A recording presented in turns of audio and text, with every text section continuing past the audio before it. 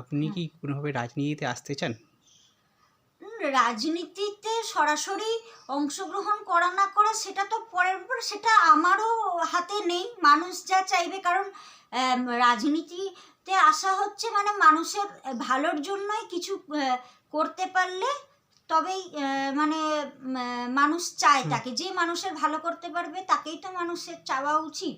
তো আমি এমনিতে আমার যে অ্যাচিভমেন্ট এবং যে জায়গায় পৌঁছতে পেরেছি, এত গরিব মানুষরা আমার পাশে দাঁড়িয়েছে, বললাম হকার গরিব মানুষরা, তাদের সবার জন্যই তো আমি দেশের অ্যাচিভমেন্টটা করেছি। তো আমার ইচ্ছে আমার অ্যাচিভমেন্ট যেন দেশের ভালোর কাজে সবসময় লাগাতে পারি।